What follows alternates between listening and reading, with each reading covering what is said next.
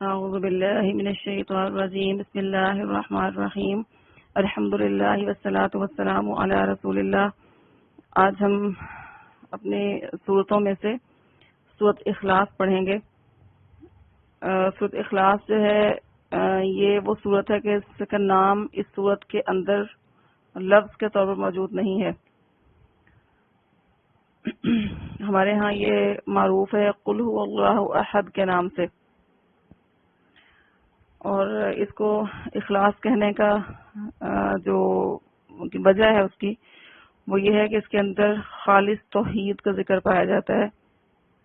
اور قرآن مجید میں جو بنیادی 3 عقائد ہیں ان تینوں کا تذکرہ تفصیل سے ملتا ہے ہمیں، توحید، رسالت اور آخرت کا۔ اور اس میں سے جو یہ صورت ہے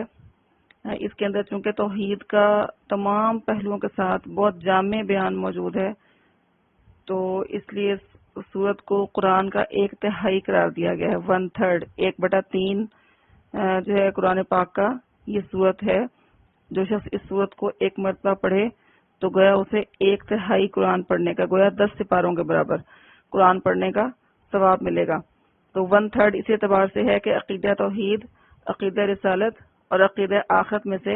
ایک مکمل عقیدہ اس صورت کے اندر شامل ہے۔ اور چونکہ ہم میں سے ہر کوئی زیادہ تر اس صورت کو نماز کے اندر تلاوت کرتا ہے سورت فاتحہ کے بعد، تو زیادہ توجہ کے ساتھ کو سمجھنے کی ضرورت ہے کہ ہم اس صورت کو کیوں پڑھتے ہیں اور کیوں یہ صورت 1/3 قرآن کے برابر ہے، اس کی کیا فضیلت ہے۔ تو اپنے طریقہ کار کے مطابق ہم اس کو چلائیں گے۔ اعوذ باللہ من الشیطان الرجیم بسم اللہ الرحمن الرحیم قل هو اللہ احد اللہ الصمد لم یلد ولم یولد ولم یکن له کفوا احد۔ شروع اللہ کے نام سے جو بڑا مہربان نہایت رحم والا ہے۔ قل هو اللہ احد، قل کہہ دیجئے، ہوا وہ، اللہ اللہ، احد اکیلا ہے، اللہ اللہ، الصمد بے نیاز ہے، اللہ ہی بے نیاز ہے۔ یہ جو لفظ کا ترجمہ آپ دیکھیں، اللہ الصمد جو ہے یہ بالکل وہی سٹائل ہے جو اللہ احد کا ہے کہ اللہ اکیلا ہے یا اللہ ایک ہے، لیکن اللہ الصمد میں ایک چینج نظر آ رہا ہے آپ کو کہ جیسے اللہ احد میں الف لام نہیں تھا، شروع میں الاحد نہیں تھا، بلکہ احد آخر میں دال پر 2 پیش تھے، یعنی نکرہ تھا۔ اور اس کو ہم ذرا ڈیٹیل سے پڑھیں گے جا کر، جو گرامر کا پورشن ہے آپ کا، جب اس کو ہم انشاءاللہ ڈسکس کریں گے تو پھر ہم ان صورتوں کے اندر سے پریکٹس کریں گے ان تمام قواعد کی انشاءاللہ۔ تو یہاں پر اللہ صمد نہیں کہا گیا، جیسے اللہ احد تھا پچھلی آیت میں، ایسے ہی یہاں پر اللہ صمد نہیں ہے، بلکہ اللہ صمد ہے، الف لام کے ساتھ اس کی خبر آئی ہے۔ یہ خبر جب معرفہ لائی جاتی ہے الف لام کے ساتھ تو اس میں تاکید مقصود ہوتی ہے کہ تاکید کی وجہ سے اس کو الف لام کے ساتھ ذکر کیا گیا ہے۔ اللہ صمد کی بجائے اللہ صمد ذکر کیا گیا ہے، تو اس کا گویا مطلب ہے کہ اللہ ہی بے نیاز ہے۔ یہاں ہم ہی کا اضافہ کریں گے ٹرانسلیٹ کرتے ہوئے، یعنی اللہ بے نیاز ہے، اس کا ترجمہ نہیں بنتا۔ اگر ہم اللہ بے نیاز ہے کی عربی کرنا چاہیں تو وہ بنے گی اللہ صمد، یعنی الف لام ہٹا دیں شروع سے اور آخر میں 2 پیش لگا دیں۔ لیکن جب ہمارے سامنے آیت موجود ہے کہ اس میں الصمد آیا ہے تو اس کو ہم ٹرانسلیٹ کریں گے اللہ ہی بے نیاز ہے۔ لم یلد، لم نہیں، یلد اس نے جنم دیا، اس نے کسی کو جنم نہیں دیا، ولم اور نہ ہی، یولد یہ پیسو وائس ہے، مجہول کا صیغہ ہے، اور نہ ہی ولم اور نہیں یولد اسے جنم دیا گیا، ولم اور نہیں یکن ہے، ولم یکن اور نہیں ہے، لہو اس کے لیے، کفون کفو برابر ہمسر، احد کوئی، اور اس کا کوئی ہمسر نہیں ہے۔ ترجمہ اس کے بعد محاورہ دیکھ لیں۔ قل هو اللہ احد، کہہ دو کہ اللہ اکیلا ہے، اللہ الصمد، اللہ ہی بے نیاز ہے، لم یلد ولم یولد، نہ ہی اس نے کسی کو جنم دیا اور نہ ہی اسے جنم دیا گیا۔ اس کو با محاورہ میں کہہ دیتے ہیں کہ نہ ہی اس کی کوئی اولاد ہے اور نہ ہی وہ کسی کی اولاد ہے، یا ہم کہہ دیتے ہیں اس کے ترجمے کے طور پر کہ نہ وہ کسی کا باپ ہے اور نہ کسی کا بیٹا۔ کئی طریقے اس کو بیان کرنے کے اردو میں ہو سکتے ہیں۔ وَلَمْ يَكُنْ لَهُ كُفُوًا أَحَدٌ، اور کوئی اس کا ہمسر نہیں ہے۔ اس صورت کا پہلے پس منظر سمجھ لیں کہ قل کے ساتھ اس کو کیوں بیان کیا گیا ہے۔ اگر ویسے ہی ہوتا ہو اللہ احد تو تب بھی بات مکمل تھی، لیکن قل کے ساتھ آرڈر ہے کہ آپ کہہ دیجئے، تو کس کو کہہ دیجئے اور کیوں کہہ دیجئے؟ تو اس کا جواب یہ ہے کہ آپ سے نبی اکرم صلی اللہ علیہ وسلم سے مختلف لوگوں نے سوال پوچھے، اور ان سوالوں میں سے ایک سوال یہ بڑا کامن تھا کہ اللہ تعالیٰ جو ہے وہ کیسا ہے اور اس کا نسب کیا ہے، کیونکہ مشرکین جو ہوتے ہیں وہ کوئی نہ کوئی ایسی ہستیاں اپنے سامنے رکھتے ہیں جن کو اللہ کا شریک بناتے ہیں اور پھر ان کا نسب جو ہے اللہ سے ملا دیتے ہیں۔ تو انہوں نے اللہ کا نسب پوچھا کہ جس معبود کو تم مانتے ہو اس معبود کا نسب تمہارے نزدیک کیا ہے؟ تو تب یہ صورت نازل ہوئی، اور اس کے بعد جب بھی نبی اکرم صلی اللہ علیہ وسلم سے کوئی سوال کرتا اللہ تعالیٰ کی ذات کے بارے میں تو نبی اکرم صلی اللہ علیہ وسلم یہ صورت پڑھ کے سنایا کرتے تھے۔ تو اس کو ذرا تفصیل سے ہم دیکھیں گے، اس کے مفاہیم کو،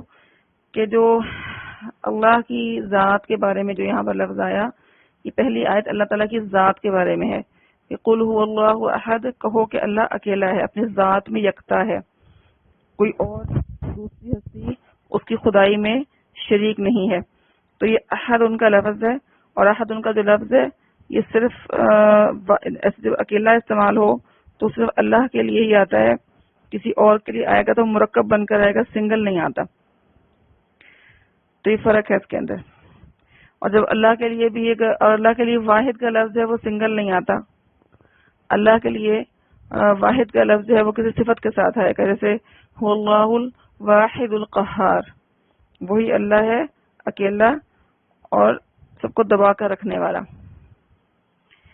اور اس کے برعکس اس آیت میں جو عقیدہ بیان کیا گیا ہے، اللہ کے بارے میں جو حقیقت بیان کی گئی ہے، اس کے برعکس جو عقیدے پائے جاتے ہیں دنیا کے اندر، ان میں سے ایک عقیدہ مجوسیوں کا ہے، جن کے ہاں یہ تصور پایا جاتا ہے کہ نیکی کا خدا یزداں ہے اور بدی کا خدا ارحمن ہے۔ تو ان کے ہاں دو خدا پائے جاتے ہیں۔ اور عیسائی ہیں تو ان کے ہاں تین کا عقیدہ پایا جاتا ہے، جن کے بارے میں اللہ نے فرمایا کہ لا تقولوا ثلاثہ، مت کہو کہ تین ہیں۔ تو ان کے ہاں اللہ تعالیٰ نعوذ باللہ اللہ تعالیٰ کو باپ قرار دیتے ہیں، وہ حضرت عیسیٰ علیہ السلام کو وہ اللہ کا بیٹا قرار دیتے ہیں، اور حضرت جبرائیل علیہ السلام کو وہ روح القدس قرار دے کر کہتے ہیں کہ تینوں کے ملنے سے خدا بنتا ہے، نعوذ باللہ من ذالک۔ اور جو ہندو ہیں وہ اس سے بڑھ کر ہیں،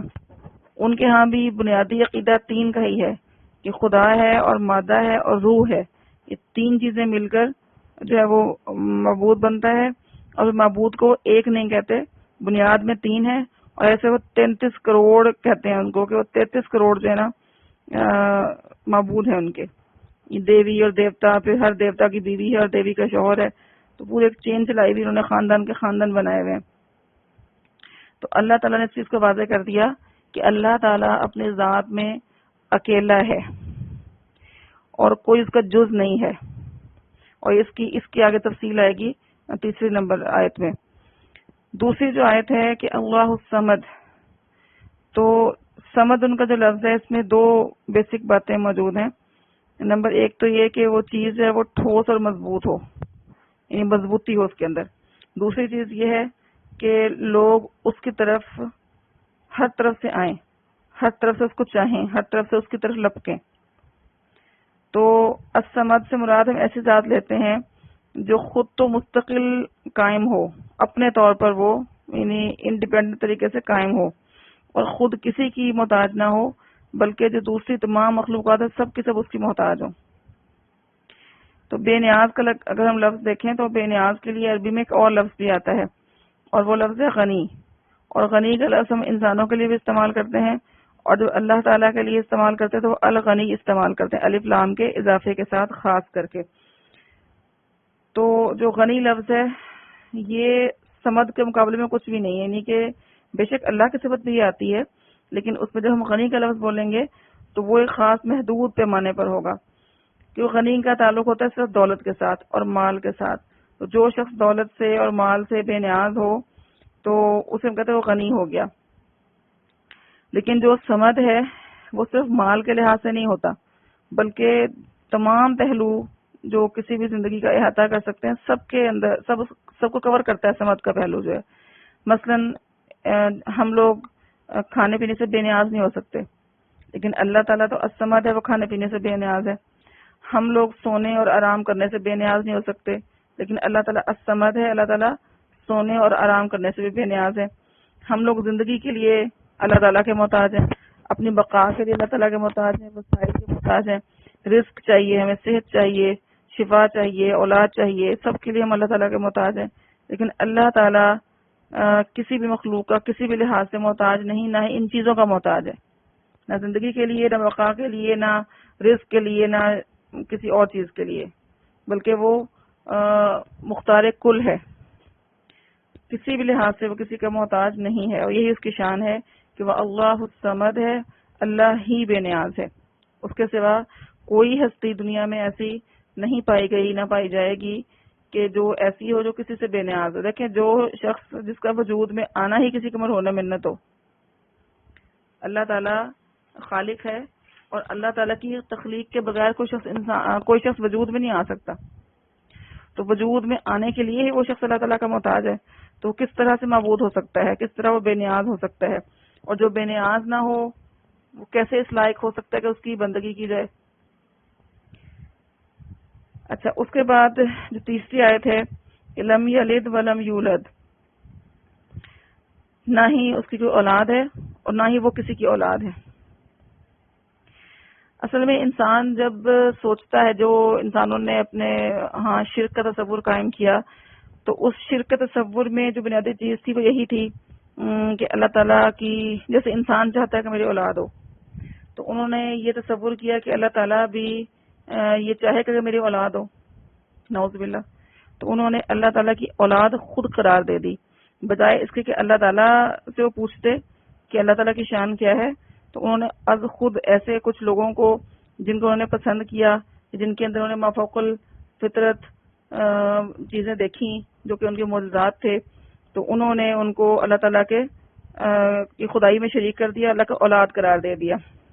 اور اس کے مثالیں ملتی ہیں کہ ان لوگوں نے، جیسے عیسائی تھے تو انہوں نے حضرت عیسیٰ علیہ السلام کو اللہ کا بیٹا قرار دے دیا، یہودیوں نے حضرت عزیر علیہ السلام کو اللہ کا بیٹا قرار دے دیا، مشرکین عرب نے فرشتوں کو اللہ کی بیٹیاں قرار دے دیا۔ اور یونان کی تہذیب تھی، مصر کی تہذیب تھی، اور ہندوستان کی تہذیب تھی، تو انہوں نے کروڑوں معبود بنا ڈالے، کروڑوں ان کے معبود تھے۔ اب یہ دیکھیں کہ اولاد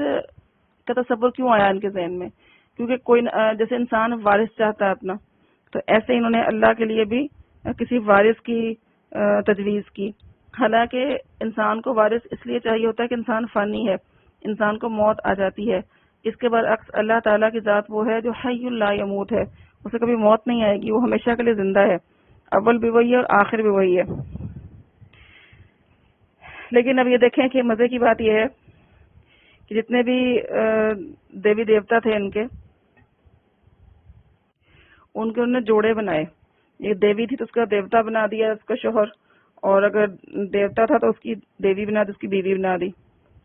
اور پھر ان کی آگے نسلیں چلا کر ان کی کئی اولادیں بنا بنا کے کئی کروڑ بت بنا ڈالے،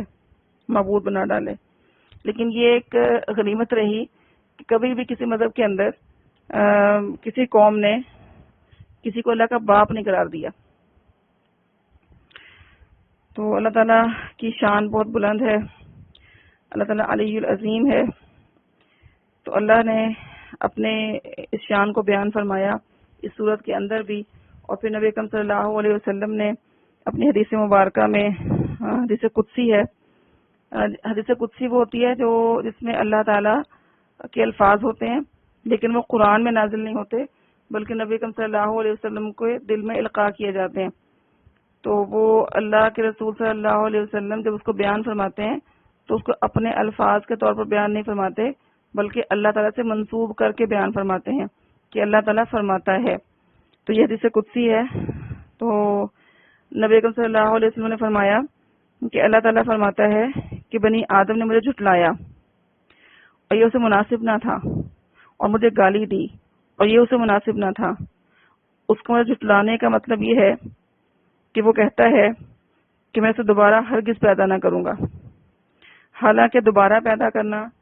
پہلی بار پیدا کرنے سے زیادہ مشکل نہیں ہے. اور اس کا مجھے گالی دینے کا مطلب یہ ہے کہ وہ کہتا ہے کہ اللہ تعالیٰ کی اولاد ہے، حالانکہ میں اکیلا ہوں، بے نیاز ہوں، نہ میری کوئی اولاد ہے اور نہ میں کسی کی اولاد ہوں اور میرے جوڑ کا تو کوئی دوسرا ہے ہی نہیں. تو اس کے اندر اس حدیث قدسی میں دو بنیادی جو عقائد ہیں ان کی تردید کو جھٹلانے کو اللہ تعالیٰ نے مینشن کیا ہے، عقیدہ آخرت کو، عقیدہ توحید کو. تو اللہ تعالیٰ کا کوئی جز نہیں ہے. اس کا لب لباب یہ آیت کا لم یلد ولم یولد کا کہ اللہ تعالیٰ کا کوئی جز نہیں ہے، اللہ اکیلا ہے، کوئی اس کے اندر سے نہیں نکلا، نہ ہی وہ کسی کے اندر سے نکلا ہے، نہ اللہ کسی کا جز ہے نہ کوئی اور اللہ کا جز ہے. تو کسی بھی لحاظ سے اللہ تعالیٰ کا جز کسی کو قرار دینا یہ صریحاً شرک ہے. اللہ تعالیٰ کا کوئی جز نہیں ہے، اللہ اکیلا ہے، واحد ہے، الصمد ہے، لا شریک ہے اور اسی کی بادشاہی ہے، اسی کے لیے حمد ہے. آخری آیت ہے وَلَمْ يَكُنْ لَهُ كُفُوًا أَحَدٌ اور کوئی اس کا ہمسر نہیں ہے. تو کف جو لفظ ہے اس کا مطلب ہم پایا ہونا، ہم پلہ ہونا، مرتبے میں، منزلت میں ایک دوسرے کے برابر ہونا اور کسی کے مقابلے کا یا جوڑ یا ٹکر کا ہونا. تو عام طور پہ جو کف کا لفظ ہوتا ہے یہ جب جنگ ہو رہی ہو تو جنگ میں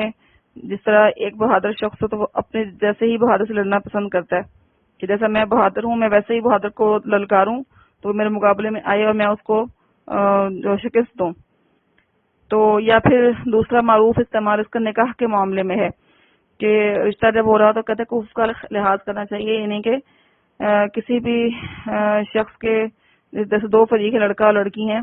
تو ان کے معاشی لحاظ سے معاملات، معاشرتی معاملات اور تمدنی حالات ایک جیسے ہیں کہ نہیں ہیں، وہ ایڈجسٹ ہو سکتے ہیں کہ نہیں ہو سکتے. اگر برابری نہیں ہوگی ان معاملات کے اندر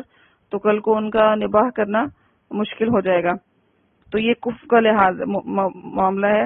کہ کسی بھی لحاظ سے ہم پلہ ہونا، برابر ہونا ان تمام پہلوؤں سے. تو اللہ تعالیٰ کے کف کی ہم بات کریں گے تو اللہ تعالیٰ کے تو یہ تین پہلو نہیں ہے شان کے، بلکہ اللہ تعالیٰ کے تو جو تعریف اور صفات ہیں وہ تو لامتناہی ہیں. اور اس میں سے ہمیں چند چیزیں سکھائی گئی ہیں جیسا کہ نبی اکرم صلی اللہ علیہ وسلم نے ہمیں اللہ تعالیٰ کے 99 نام سکھائے ہیں اور ان کے بارے میں بشارت دی ہے کہ جو شخص ان کو یاد رکھے تو حفظ کر لے، ذہن نشین کر لے ایمان کے ساتھ، تو اس کے لیے خوشخبری ہے کہ وہ جنت میں داخل ہوگا، گارنٹی ہے اس کے لیے. تو اللہ کرے کہ اللہ اپنے صفات پہ ایمان عطا فرمائے. تو اللہ تعالیٰ کا جو موازنہ کسی کے ساتھ ہے وہ کسی ایک چیز میں نہیں ہے، بلکہ اس کے اندر جو چار یہ جو آیات ہیں اس میں اللہ تعالیٰ کی توحید فی ذات ہو گئی پہلی آیت میں، دوسری میں اللہ تعالیٰ کے تمام ہر لحاظ سے بے نیازی اور تمام صفات بھی اس کے اندر آ جاتی ہیں، اور تیسری میں اللہ تعالیٰ کا کسی کا جز نہ ہونا، نہ اس کا کوئی آبا و اجداد ہونا اور نہ اس کی کوئی اولاد ہونا، کسی بھی لحاظ سے وہ کسی کے ساتھ متعلق نہیں ہے. اور چوتھی آیت کے اندر مکمل طور پر اس چیز کو کور کیا گیا ہے کہ کسی بھی لحاظ سے کوئی شخص موازنہ کرنا چاہے تو اللہ تعالیٰ کی مثل نہیں ہو سکتا، اللہ سے مشابہت اس کی نہیں ہو سکتی، کیونکہ اللہ کی شان اتنی بلند ہے، اتنی بلند ہے، اتنی بلند ہے کہ کوئی اس کے تک پہنچ سکتا ہی نہیں ہے. اور اسی لیے اللہ تعالیٰ نے اس چیز کو قرآن مجید میں یوں بیان فرمایا ہے کہ لیسا کمثلہ شیء، کہ اس کی طرح کوئی چیز نہیں ہے. کسی بھی چیز کو آپ اللہ تعالیٰ سے مشابہت نہیں دے سکتے.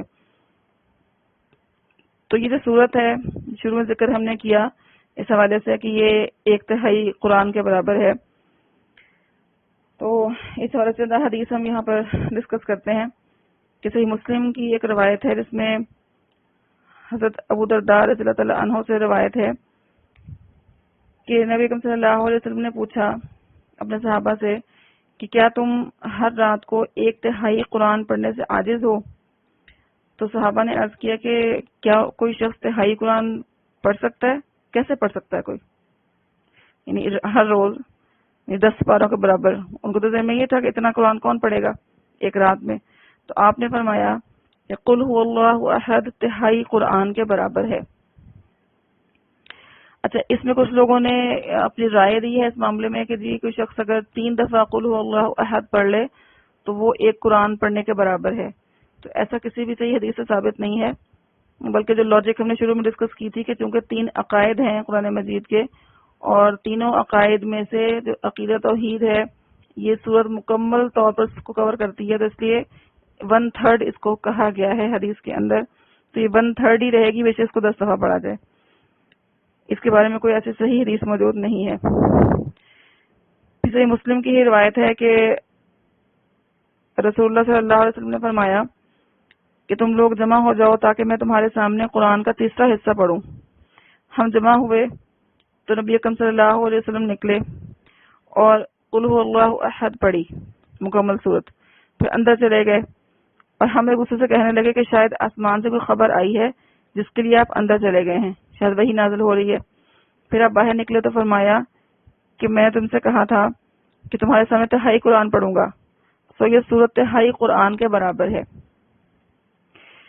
پھر جیسے کہ ہمارے ہاں بھی بچپن سے جب نماز سکھائی جاتی ہے ہمیں، تو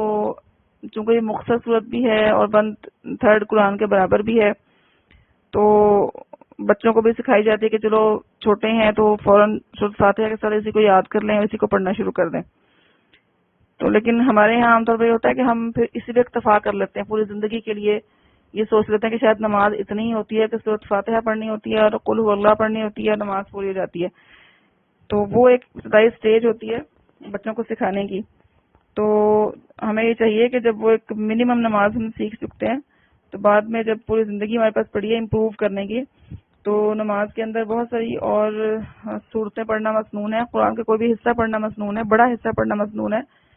اور اس کے ساتھ رکوع کی دعائیں ہیں، سجدے کی دعائیں ہیں، تشہد کے اندر سلام پھیرنے سے پہلے کی دعائیں ہیں، تو ان دعاؤں کو یاد کرنے کی حرص رکھنی چاہیے۔ تو اس سے یہ ایک چیز ثابت ہوتی ہے اس حدیث سے جو میں ابھی آپ کو بیان کروں گی کہ صحابہ کے ہاں بھی یہ چیز رواج نہیں تھا کہ وہ ایک صورت پہ اکتفا کرتے تھے، بلکہ ہر نماز کے اندر مختلف طرح کی قرات کیا کرتے تھے، مختلف حصے قرآن پاک کے پڑھا کرتے تھے۔ تو صحیح مسلم کی ہی روایت ہے کہ نبی اکرم صلی اللہ علیہ وسلم نے ایک شخص کو ایک فوج پر سپہ سالار بنا کر بھیجا، سریہ بھیجا کوئی، اور سریے پر جو ان کا کمانڈر تھا تو وہ جب اپنی فوج کی کو نماز پڑھاتے تھے تو نماز میں ظاہر سورۃ فاتحہ پڑھتے، پھر قرات کرتے، تو قرات کرتے تو کوئی سورت پڑھتے اور کوئی سورت پڑھنے کے بعد آخر میں پڑھتے قل هو اللہ احد، پوری سورت پڑھتے اور پھر رکوع میں جاتے۔ تو جب فوج واپس لوٹ کر مدینہ میں آئی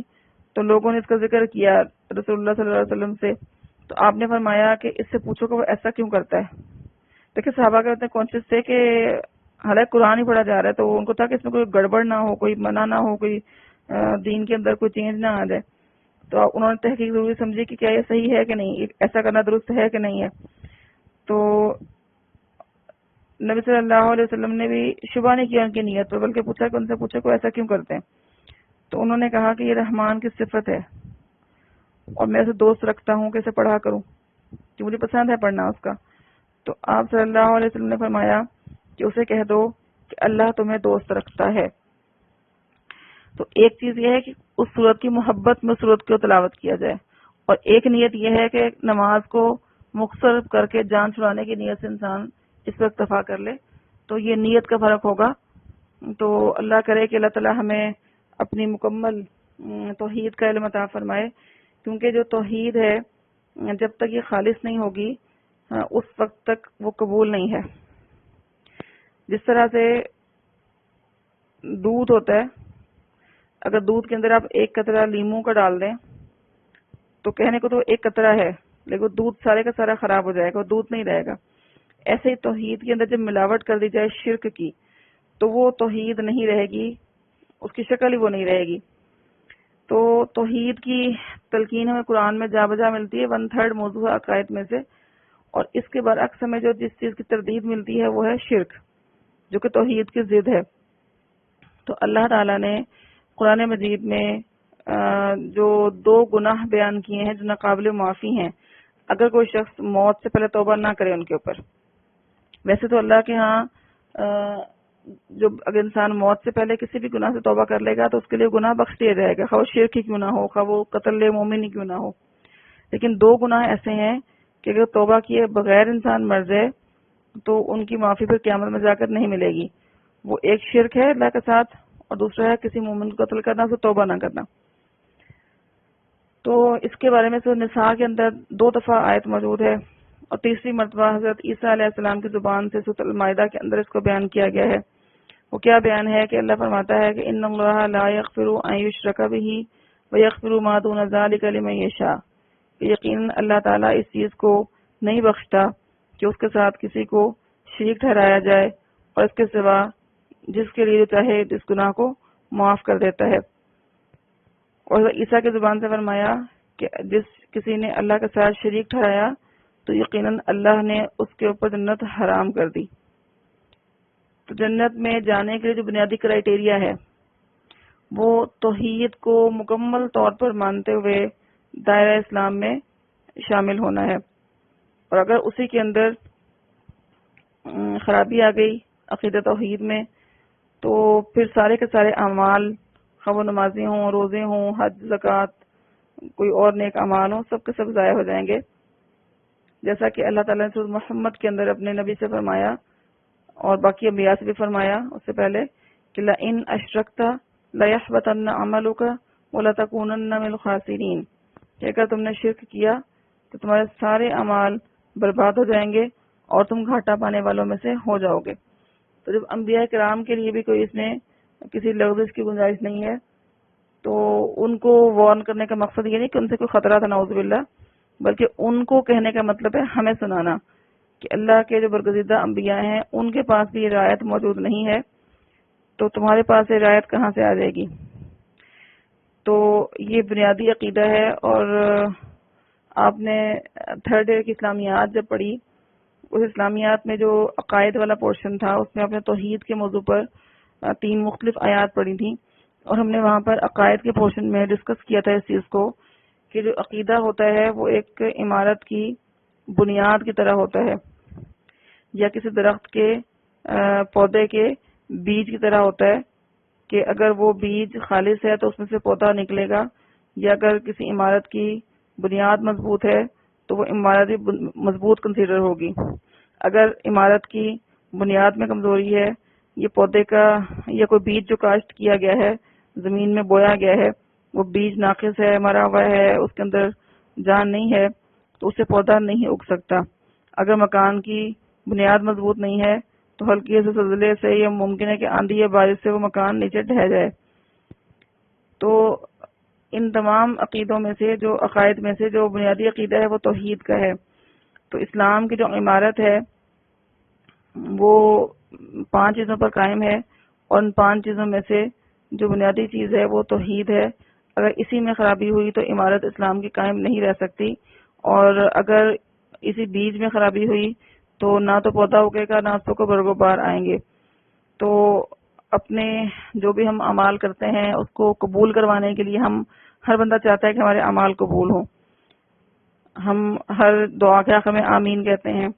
اور کوئی شخص نیک عمل کرے ہم کہتے ہیں اللہ قبول کرے، کوئی حج کرنے جاتا ہے، کوئی روزے رکھتا ہے تو ہم اللہ تعالیٰ سے دعا کرتے ہیں کہ اللہ تعالیٰ قبول کرے اس چیز کو۔ تو قبولیت کے لیے جو اولین شرط ہے وہ توحید ہے۔ تو اپنے اعمال کو سیو کرنے کے لیے، اس کو باعث قبولیت بنانے کے لیے، قبولیت کے قابل بنانے کے لیے ہمیں یہ اہتمام کرنا پڑے گا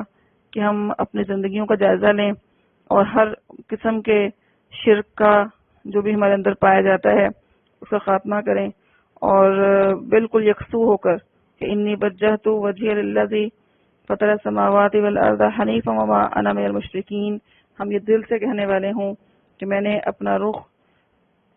انی وجہت وجہی للذی، کہ میں نے اپنا رخ جو ہے وہ یکسو رخ کر پھیر لیا ہے اس ہستی کی طرف جس نے آسمان و زمین کو پیدا کیا، یکسو ہو کر میں نے پھیرا ہے اور میں مشرکین میں سے نہیں ہوں۔ اللہ ہمیں خالص موحدین میں شامل کرے اور ہر قسم کے شرک سے نجات عطا فرمائے، اور اس صورت کو کی برکت سے ہمیں اپنی بندگی میں قبول فرما لے۔